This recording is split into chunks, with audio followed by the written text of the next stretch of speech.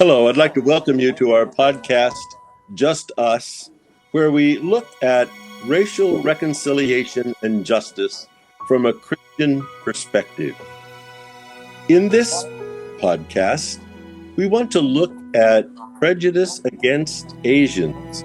Now, when we talk about Asians, we're not talking about a monolithic group. You realize that there are probably 20 or 30 different countries and even more languages than that, and certainly quite diverse cultures that all would come under the category of Asian. But it seems as if we have recently had an uptick in crimes against Asians, and we want to look at that tonight. I am joined by Mimi Withers Bruce, who is one of our regular panelists, so you know her well. And we have two guests, John Lee and Ken Osso.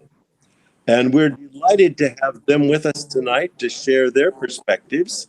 And I'm going to ask them to introduce themselves and just say a few words about themselves and their background before we get started. Ken, I'll start with you. Hi, John. Thanks for inviting me to this recording, and good to be with you. Yeah, my name is Ken Osso, and I'm a fourth generation Japanese American. It was my great grandfather, Sakutaro Osso, who emigrated to the States from Japan in the early 1900s. Yeah, a little bit about me. I'm 47 years old. I'm married with three kids. I grew up in the Pacific Northwest in Portland, Oregon. Attended Walla Walla University later on, and currently live in Auburn, Washington. Thank you, Ken. And our other guest for tonight is John Lee. John, would you let us know a little bit about yourself? Yeah, so my name is John Lee, and I was born and raised in the United States, born in California, moved around a bit, lived most of my life in Tennessee. And now I live in the Pacific Northwest. And I currently run an adult family home for seniors currently. Thank you. I want to say just a little bit by way of introduction. The Center for the Study of Hate and Extremism at Cal State University, San Bernardino, near where I used to live, says that anti-Asian hate crimes increased in 2021 by 339% over 2020, and 2020 had an increase of 149% over 2019. Another source, the New York Police Department, says that hate crimes against Asia in 2020 numbered 30, but 133 last year. And that 25% of all hate crime complaints in New York were against Asians. The Asian American Pacific Island Study and Advocacy Group and the Asian American Studies Department at San Francisco State University reported that last year there were nearly 3,800 anti-Asian hate incidents in the United States. And you know, we saw in the news just the last weekend of last month, there was a man who attacked 7 Asian women in New York City in a 2-hour period. Now, this kind of prejudice is not new. In fact, I want to talk about a couple cartoons. I know that if you are watching on YouTube, you can see these. If you're listening in an audio version of the podcast, I'll have to explain them to you. But way back in the late 1800s and early 1900s, there was significant prejudice against Chinese. In this picture, there is a Chinese person being chased, obviously a person who does laundry because they're carrying a washboard, and they're being chased. And the caption says, "Chinese must go." In the next one, we see a man who is identified as WASP, white Anglo-Saxon Protestant, and he is holding up a man who is an Italian, ready to drop him into the Atlantic Ocean. And he's holding up a Chinese person with a stereotypical pigtail by the pigtail, dropping him in the Pacific Ocean. And it says, "What we would like to see." In the next cartoon, we have Uncle Sam literally booting a Chinese person out into the sea, and it says the Chinese must go. The next one is an advertisement from 1900 for a pesticide, and it says it is rough on rats, and it clears out rats, mice, bedbugs, flies, roaches, and Chinese. And again says they must go. And then going all the way back, all the way up to 1942, here's a cartoon that pictures a whole row of Japanese in a very denigrating, stereotypical bucktooth way, with them lined up from Washington, Oregon, and California, all to a booth that says Honorable Fifth Column, and they're handing out TNT to each one, suggesting that all Japanese Americans are a threat and need to be interred. And this one is actually by Dr. Seuss. So that's just a little indication that prejudice has been around for a long time. But as I say, these statistics show that we've had an uptick in just the last little bit. So I would like to ask John and Ken for their perspective on this. Do you see this kind of uptick? Do you have personal experience with it? Do you have perspective on why you think we're seeing this right now?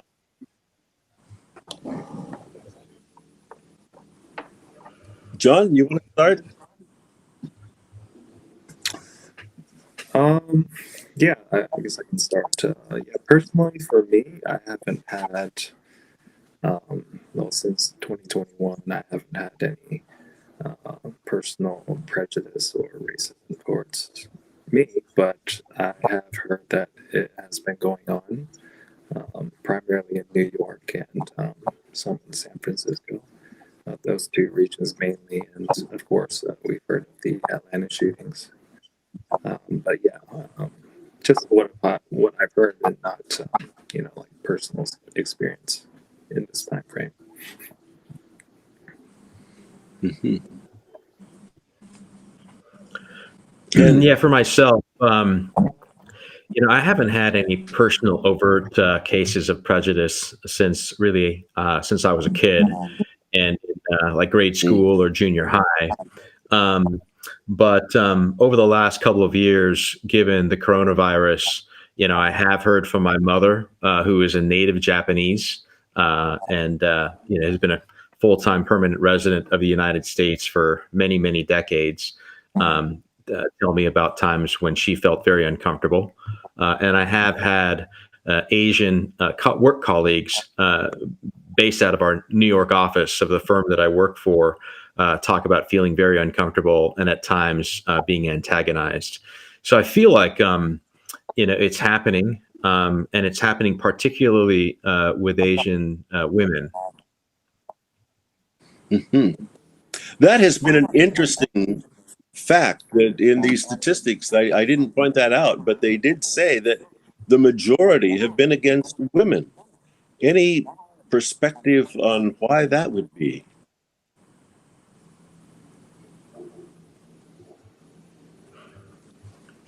My own perspective, I mean, I feel like there's a misogynistic tendency around Asian women, and it's very easy to exert hate upon them. They're smaller in stature typically, and they're easy targets.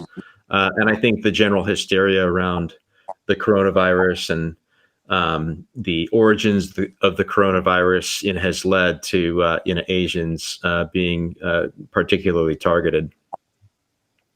Mm-hmm. Yes, I was going to ask, how much do you think that terms like the China virus and those kinds of comments have contributed to this?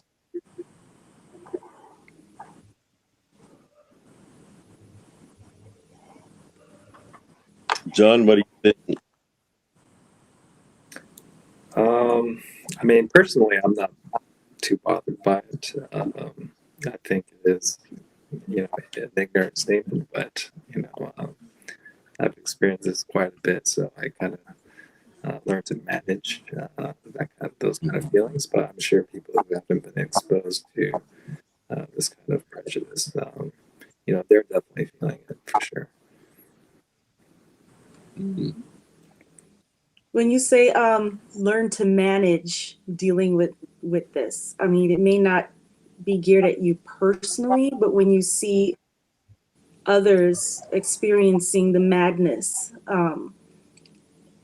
what goes through your mind? What do you say? What are some coping mechanisms that you use, if any? I just think that people that think like that or say things that are ignorant, they're obviously misinformed.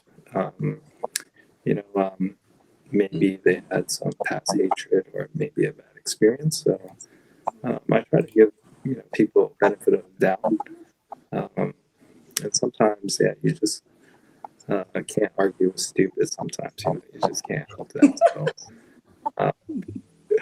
So for me, I just think of it that way, and that puts my mind at ease. But yeah, of course, people that haven't gone through this, they probably take it personally and think it's directed towards them. So yeah, I mean, there's so many variables, right, that I can talk about. But I guess in a short summary, that would be shortest explanation. Okay. Well, this is a question I have for both of you. Given the cartoons, or whatever you want to call those cartoon strips, that Pastor John showed us, what are some things that people seem to misunderstand about you or misunderstand about Asian culture? What do people get wrong when they hear terms like China virus or, other derogatory terms labeled at people? What are some things that people misunderstand about you? I think the first thing for me, right, is that, I'm an American, and so I might look like an Asian, but, my family has been in this country for, 4 generations and over 100 years. And, there's a fascination right now with otherism and everything that's not like you. There's a fascination towards that. There's a prejudice, towards that. And I think that there's that movement right now towards, finding differences and focusing on differences, when really, the fact that I have more commonality to my fellow Americans than actually to Japanese people in Japan is the way that I look at the world. Probably in Japan, you would be really considered an American and would hardly be thought of as Japanese, right?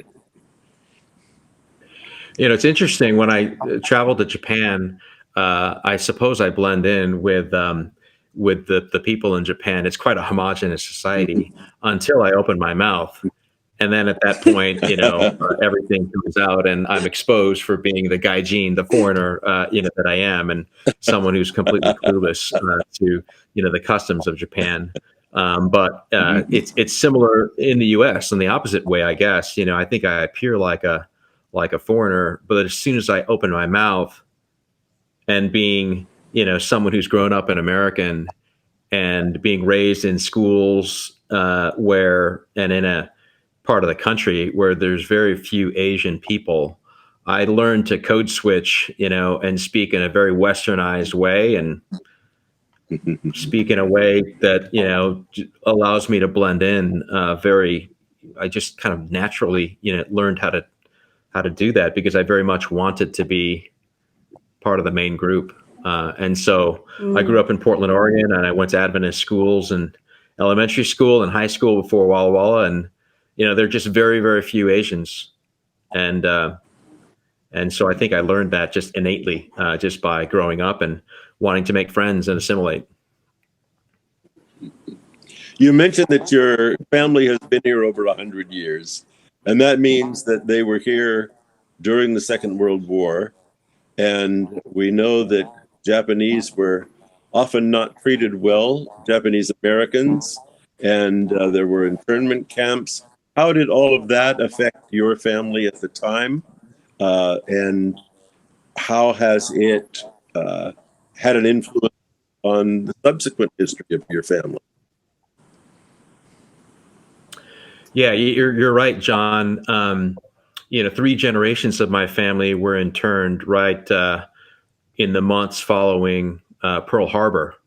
So that cartoon strip from 1942, was related to the internment of the Japanese Americans, and at that time, it was the beginning of World War II, and the United States was really engulfed by wartime posture, and from a West Coast perspective in particular, there was a lot of racism and wartime hysteria because there were over 100,000 Japanese Americans that were on the West Coast in Oregon and Washington and California. That's that was very familiar in terms of seeing the comic strip to me.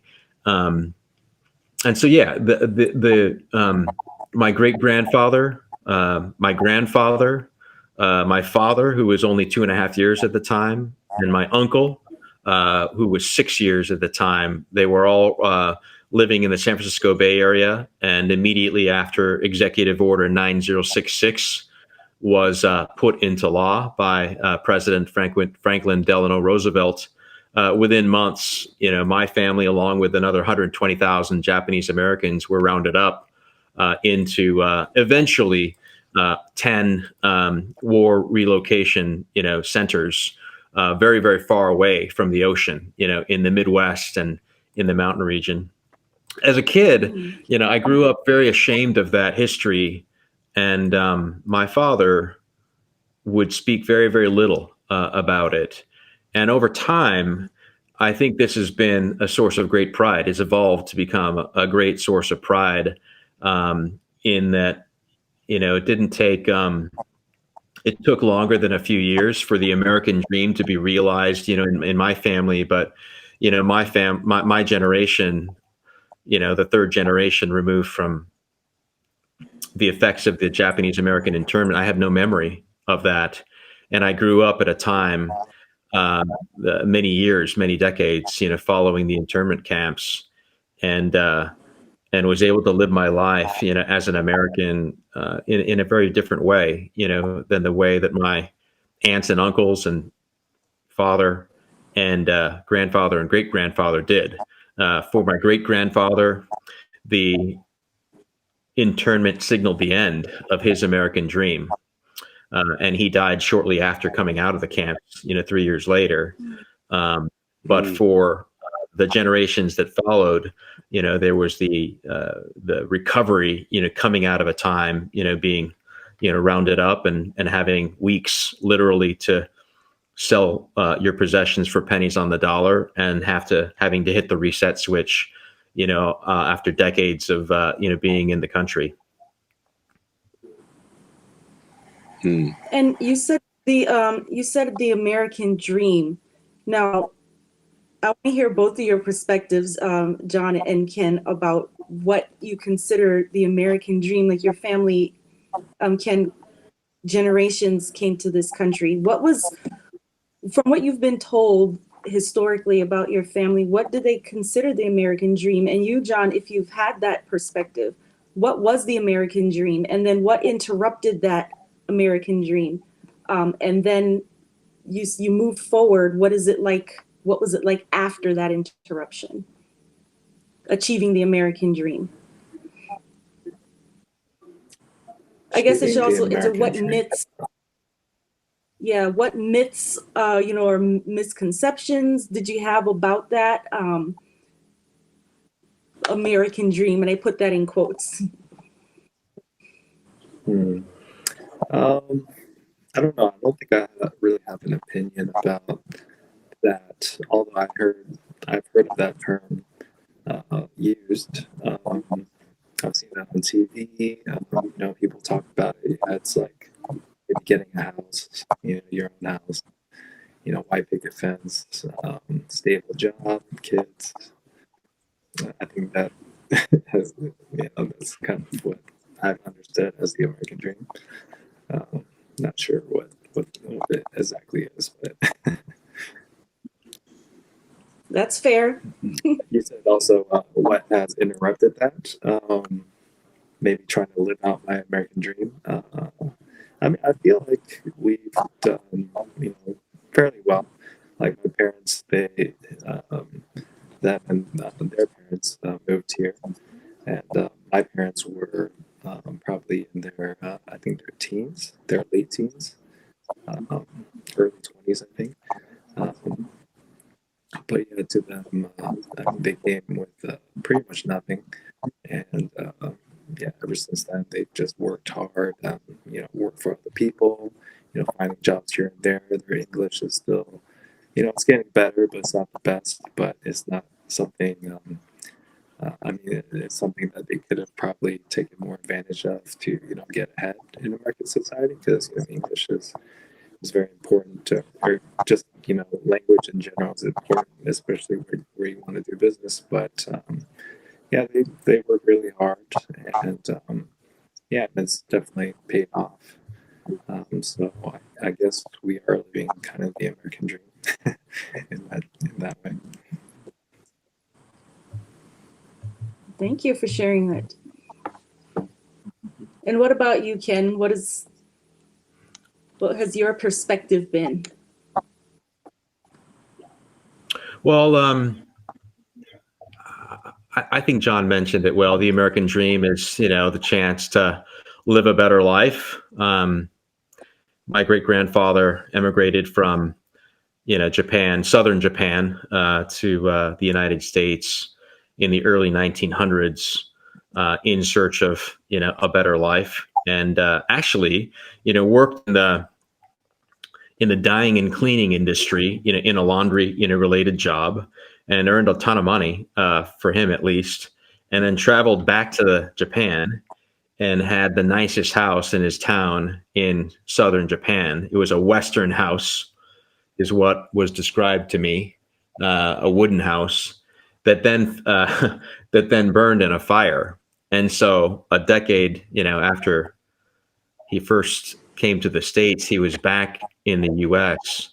Working to create, his dream, and at that time is when my grandfather was born, and so I think it's about finding a better life, and I think about immigrants, and I just think about the courage that is required to leave one's home country to go to another, in search of a different life, and how the next generation, in Japanese they call it the Nisei, is the first generation that's born, in a different country. I'm a Yonsei, the fourth generation, and then the third is the Sansei. Their life and their perspective is different than the ones that had the motivation to originally move from one country to the other. The Japanese American internment, of course, dashed, the dreams to, to build a better life, while they moved from one country to the other and identified, with that new country, the United States, for a period of, 30 plus years. The internment, and the war that broke out led them to understand that it was a very, very different reality. And then coming out of the camps, frankly, in 1945, 1946, at the conclusion of the war, and where the camps were closed, the environment was still very, very challenging, for those. And so I think the definition of, the American dream for at least my family, and probably for, most Japanese Americans who survived through World War II, has really evolved, over the decades. How many years were your family members in the camp, and where was the camp? They went from San Francisco, right, to the camp? That's correct. Yeah. So Pearl Harbor was December 7, 1941, of course. In March 2, 1942 is when FDR issued Executive Order 9066, giving the authority to the wartime generals, the wartime leaders, to make decisions. And shortly after that, General John DeWitt, who was the general of the West Coast forces, issued the order to evacuate those of Japanese descent in those three coastal states. And so from the time of March 1942 until May, I know this for a fact because one of the most famous photographers at the time, a woman by the name of Dorothea Lange, who was one of the most fierce kind of proponents for the Japanese American, took tons of photos of the war relocation. And so my great grandfather and my father and my uncle are in one of the most famous pictures, of the Japanese American internment. My father's 2.5, my uncle's 6, my great grandfather, they all have their tags around their collars and their jackets with with their numbers, their ID numbers on them. And my great grandfather has his full 3-piece suit on, and my dad and uncle have a completely innocent and clueless expression on their face. But my great grandfather's face is stoic and resolute. But he knows, you can tell that he knows that his conception of the world has completely changed. And that photo was taken on May 8, 1942.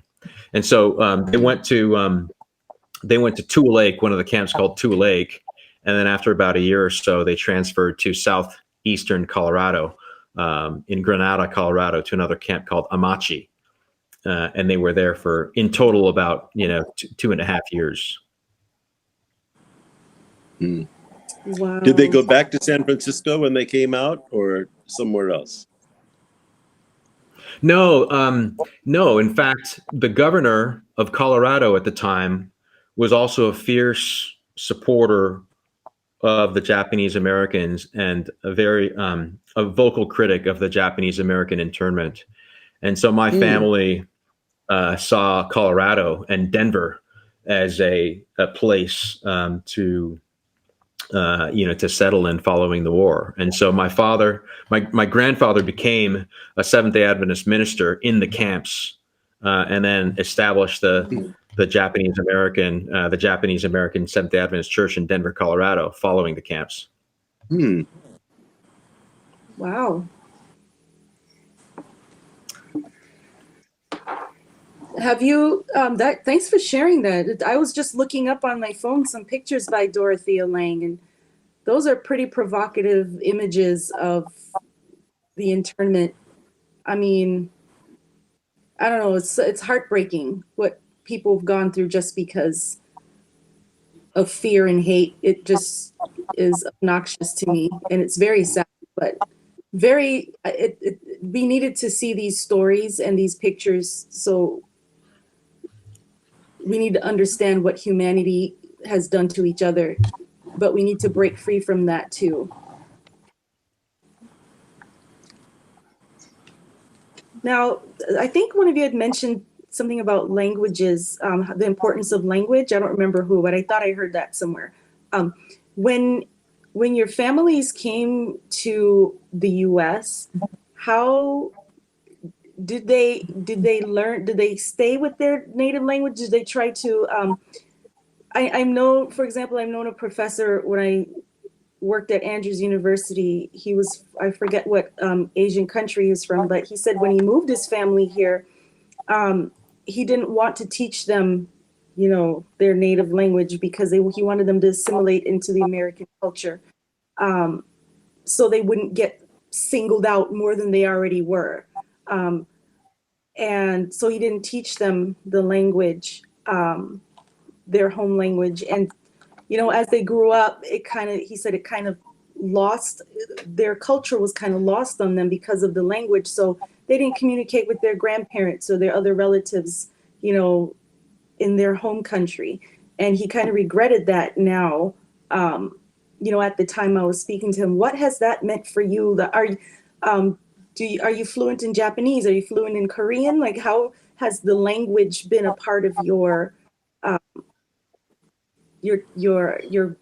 development in the U.S.?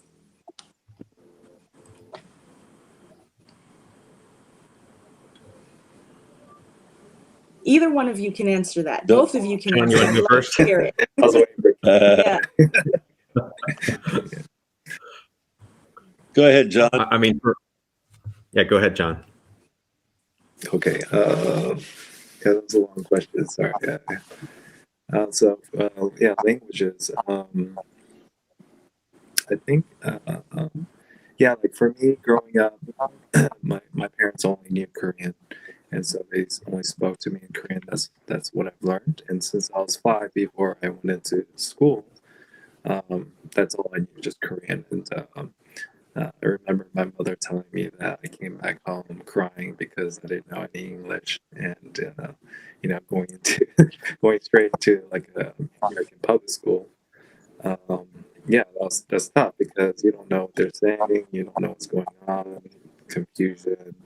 I mean, I don't remember too much of what happened when I was 5, but that's kind of what she told me happened, and I think that had a traumatic effect on me. So ever since then, I think I always try to excel at learning only English, and so for a while I just kind of forgot Korean and only used that at home. And I guess a part of that as well is I think everyone wants to fit in. So when you're going into a new environment and you can't acclimate to that, or you're not immediately syncing with that environment, you want to change every aspect of your life to kind of fit in, right? I mean, I can't change my looks, but I can change my behavior, and I can change my language, right? Which is really, the thing that helps us communicate with others effectively. And so, like growing up, I guess I've been ashamed of my culture.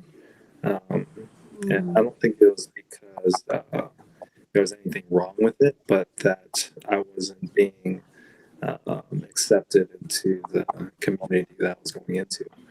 And so, like being older now, I understand, why all that happened. But, during that time, even, me and my parents, we didn't communicate that much.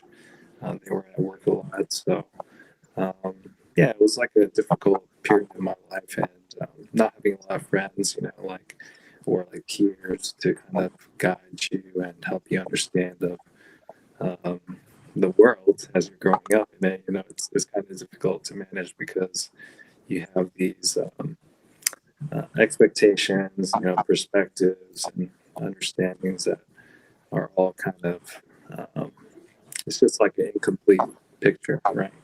And so navigating through life, it was very difficult, but I think it's definitely made me a better person in that way. Sorry, that didn't answer your question directly. Oh no, you did. Thank you. And what is one thing that you're proud of, or that you love about your upbringing, your Korean upbringing? What made me love it? Yeah, what are you proud of the most about now? When you look back, you had a traumatic experience, but what are you proud of the most about your Korean culture now? Just like, I don't know if I'm like proud of it. I haven't had like too much exposure, I guess. But just embracing my culture, because that's part of who I am. And like I said before, I was ashamed of it because of the acceptance factor, right? Because down in Tennessee, where I grew up for most of my life, there were not many Asians or Koreans, in fact. And like the public schools I went to, they're just predominantly white and black. So I had no one to really identify myself with, and so I even questioned myself as to who I am. I'm not really Korean, and I'm not really American either. So I kind of fall in this weird place, and I still kind of question that about myself these days. But it's like, like in America, when someone sees you, and obviously if you're not white Caucasian, then they're going to automatically think you're a foreigner, right? And until then, you'll get those glances, you'll get stares, and then you can already tell people judging you. And then, once you start talking to them, usually that kind of dissipates. Just depends on who it is, but yeah, just like something as simple as outer appearance. People tend to judge others like that. So, but yeah, it wasn't. It's an interesting experience, yeah, for sure. Wonderful. Thanks for sharing. What about you, Ken? About language and Yeah. So as a baby, Japanese was my first language. But as a kid, I almost exclusively used English, and I lost a lot of my Japanese language facilitation, at a very, very early age. Because I had relatives in Japan from my mother's side, we'd go to Japan often when I was a kid, and I would pick it up relatively quickly. Um, but it's kind of lost. I'd say that I have a very, very limited Japanese vocabulary, maybe 500 or 1,000 words. It's kind of a shame. As a kid, I didn't really care for that. It wasn't a high priority for me, and I regret that very much because I lost the language. Whereas my older sister was very proud of her Japanese heritage. She went to Japan as many times as she could. She spent summers there. She learned the language, and she still has very, very good, Japanese language, skills, and that allows her to stay in touch, more closely with our relatives that are living in Japan. Or whereas I can only, communicate very, very sparingly. And part of that, I think I mentioned before, was related to my desire as a kid to be as American as possible, to try to minimize, mask me being anything other. When I was a student growing up, and then being very sensitive, to the fact that I looked, like another, and so I wanted very much to close that perception gap by language and by my activities and what I did, and what I like to do, all my hobbies and things like that. So I think that's part of my childhood. And I think a turning point for me was as I became a young adult and then started thinking more about history. And then also I must credit my wife, who is not of Japanese ethnic descent, who really accepted me for who I was, fully. That helped me to kind of fully accept that of myself as well. It seems to me that the kinds of people who come and make life in a new country have lots of courage and bravery, and that it deserves a great amount of admiration. And yet, unfortunately, sometimes instead of admiration, there is this prejudice, and we're seeing more of it. But for the people who would like to be helpful, who would like to bring people together and not have these barriers of prejudice? Are there things that even people with good intention sometimes do inadvertently that are painful? In other words, can you give us a list maybe of some of the things we ought to avoid and that some people can do that might be hurtful even without realizing it? And then what are some of the things that we can really do to be helpful in breaking down barriers?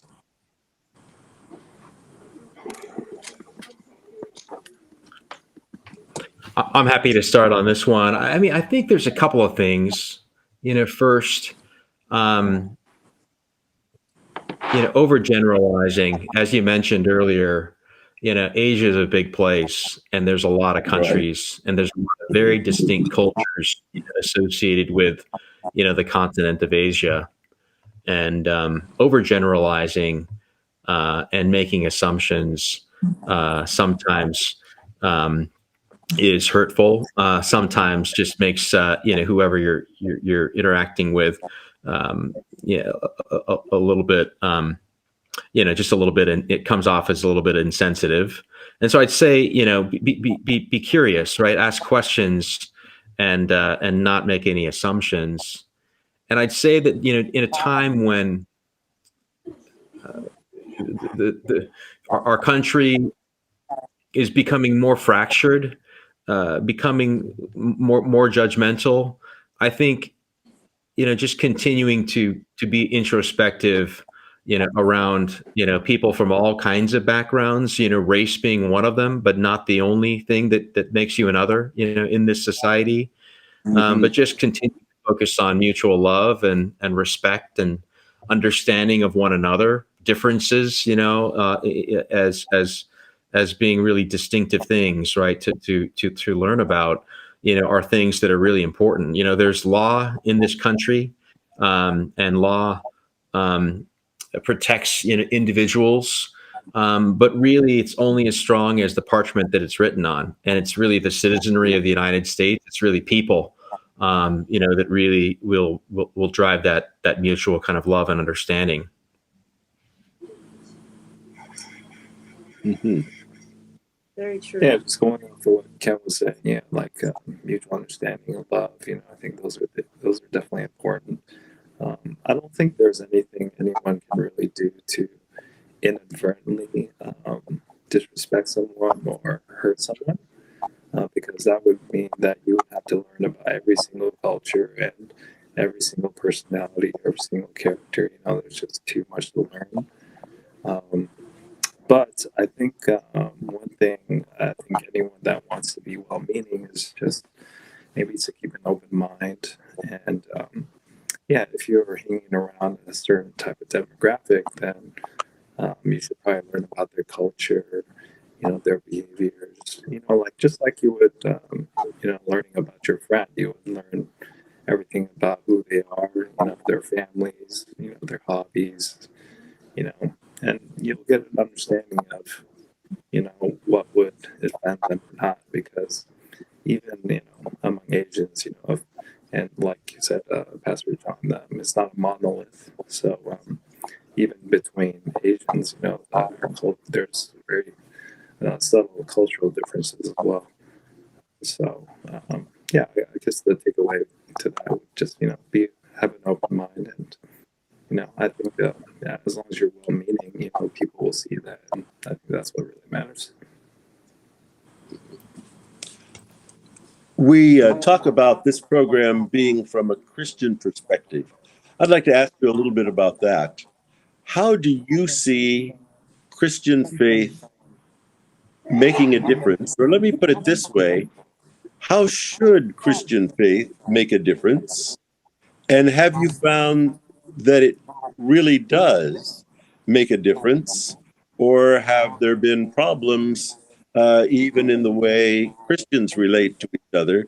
So how should our Christian faith make a difference in the way we break down barriers and relate to each other And how successful do you think we've been at Christians in doing that?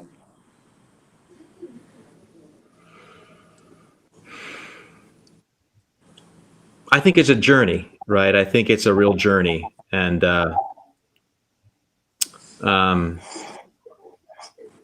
I think the intent of Christianity, is to love one another more than you love yourself, right? To think about other people more than you think about yourself. That is the intent of Christianity.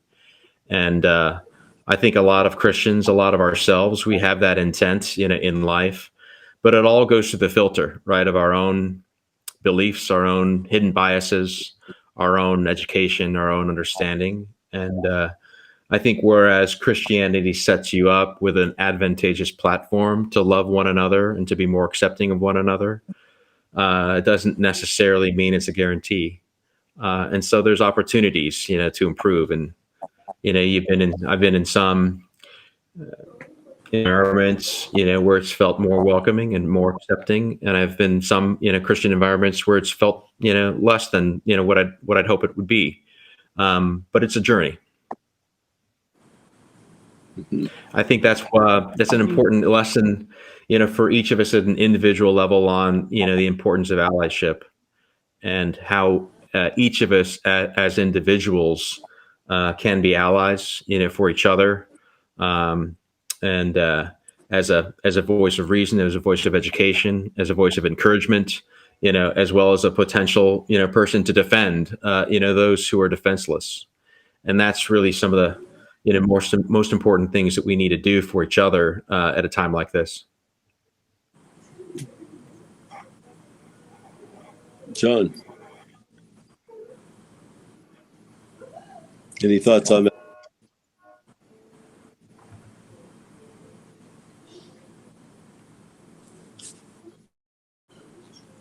Did it look like we froze there? Is that just me? It seems like, yeah, we've frozen a bit. Uh-oh. I think everybody, you're good. I think John, you're the one that was frozen, but you're back. Okay, yeah. Okay. Yeah, there we go. And you can cut all this out. So Yeah. Okay, go ahead, John.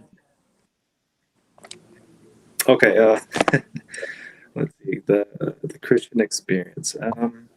Yeah, I think Christian or being a Christian or Christianity is definitely a plus, to our character, to our experience in life. Yeah, if you were to literally just take a few books out of the Bible and read it, not go to church, and you believe, like Psalms or Proverbs, right? And you believe every word of it, that would make you a better person. It definitely teaches you, the right principles, how to, like Jesus said, what's the golden rule, right? Love yourself as, love others as you do yourself. And yeah, I think it all, being a Christian principally is, ideally, it should make you a better person, and it should be, it should help you be a good example to others as well. So, what's the second part of that question? Sorry. Well, the second part was how successful have we been as Christians at breaking down barriers to the thing? Oh, I'm successful. That's right. I don't know if there's an actual metric to that. Are you just talking about how people treat each other these days, or like in terms of like growth in the church, or?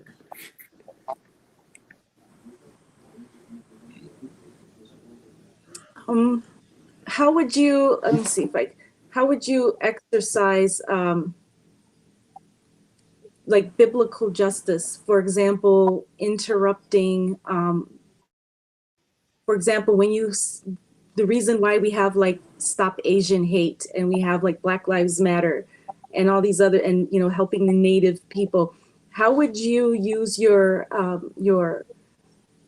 the biblical perspective of justice, to interrupt and to combat racism, anti-Asian, anti-Blackness, when you see it or when you're confronted with it? Oh, using my Christian background to combat that side of, is that what you're asking? Yes, yes, and that's a question for both. Oh, okay. Let's see. Yeah, these are some tough questions. I think, yeah, like Christianity, like it says, you should love one another, right? And yeah, ultimately, your life is not your own, but it should be lived out for others. And so I think that's why there's so many good principles in the Bible, right? That you can, as long as you understand the principle, you're able to act out that in any kind of situation, whether it be racism, whether it be, just straight violence or any other matter, right? That involves hating on another person. So yeah, I think as a Christian, if you learn the principles of the Bible and what Jesus teaches, then that should enable you to approach the way very differently than other people who aren't Christian and that may not have those same principles. But since the Bible does teach that directly in terms of being good to your fellow man, then yeah, it's definitely a big plus. And yeah, that should give you the tools to combat racism or any other kind of situation. Sorry, it's kind of wonderful. Thank you. How about Well, yes? I think it's critically important, to be an active ally, to be an active advocate. I'm my vocation is a management consultant, and I'm a partner in a management consulting firm called Oliver Wyman. And in the office that I'm based out of, I am one of the partner sponsors to the racial and ethnic diversity affinity group. And I think it's critically important, that I invest time in supporting, these kinds of groups, and supporting allyship and being a mentor, to those that are new and juniors in the firm, to be able to, do well and provide them with support during a time when they're early in their careers. But it's beyond just ethnic, minorities, right? You need to also be, an ally for, for women. You need to be an ally for women because they're underrepresented, in business. Only 1 in 4 business executives are women, while 50% of our population, is women. Only 6% of business CEOs in the Fortune Global 1000 are women, where 51%, of the people walking around this earth, this world are women. So, you need to be an ally. I happen to be an advocate in, my racial affinity group, and I'm passionate about that topic. But, frankly, as a leader, and as business leader and as a leader in my firm, I need to stand for these kinds of things in a very, very public way, across all affinity groups. Mm-hmm. Mm-hmm. Well, we're coming close to the end of our time. Yeah. Mimi, and John and Ken, any final thoughts that you would have, summing up our discussion tonight?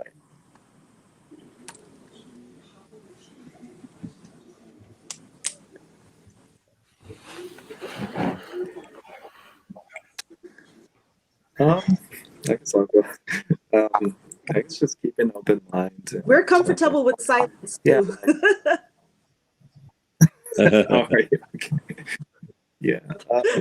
Yeah, I'd say, just keep an open mind. I also feel like a lot of the attacks that are happening now is just that Asians are becoming a little bit more vocal, and they're encouraging other people to report crime. So that could also be an indicator that, the numbers are going up. I heard that discussion before.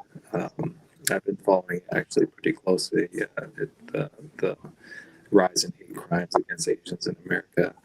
And so, yeah, there's just so many variables, so many factors.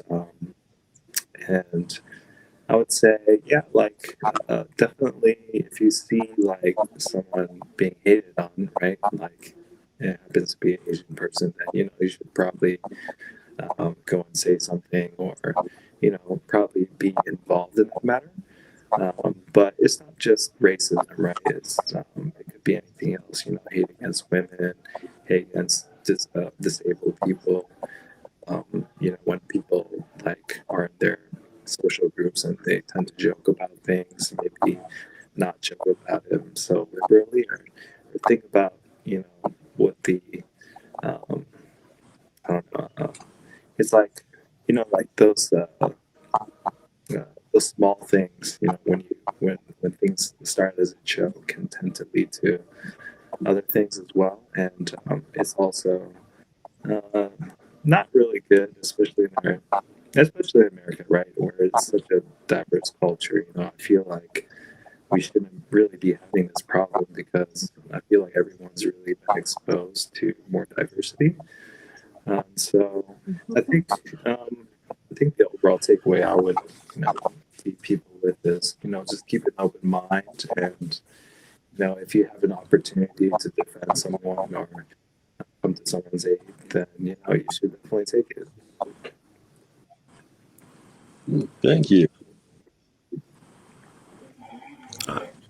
If I could add something, I mean, I guess I'd sum it up by saying that, there's been so much progress. The legacy of my family is marked by events, from 80 years ago, literally, to this week. I was reading a set of articles in the Seattle Times this weekend around the 80th anniversary, right, of the executive order and the impact in Washington State, to the Japanese Americans in Bainbridge Island. And so there's been so much progress. I've been an avid listener to the Just Us podcasts and listening to the history of racism, in America. I didn't even know that the state of Oregon, where I grew up, was founded, upon, certain ideals until recently. But yet, while there has been so much progress, there's still so much work to be done. So much work to be done. And anyone who's had their eyes open in America over the last few years, the murders of George Floyd, Ahmaud Arbery, dozens of others, all the assaults, to Asian people, there's so much more work to be done. And I think, as a group of Christians, as people in our community and as individuals, it's up to us to take a stand. It's up to us to live the best life we can, and then to be the best allies we can, because we have to make it better, because we can't be satisfied. Even though this place is better than it was 80 years ago or 100 years ago, there's still much work to be done. Amen. Absolutely true. Yeah. Mm-hmm. Well, some people, when we talk about these subjects, think that somehow they're tangential to the gospel. But it seems to me that that is not at all true. That Paul says that when we are in Christ, there is no longer Jew and Greek, slave and free, male and female. And unless we break down all the barriers, we really haven't understood what the gospel is all about. So yes, we do have a lot of work still to do. And we're grateful to all of you for joining in with us. And I really appreciate the contribution that John Lee and Ken Osso have made to this discussion. We appreciate it.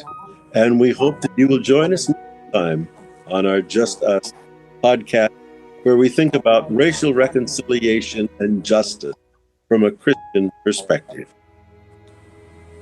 Yeah, thank you, John and Amy. Thank you so much. Thank you, guys. Thank you. Oh, thank you very much. Very helpful. Okay, I am stopping the Okay, nice. recording now. Very good.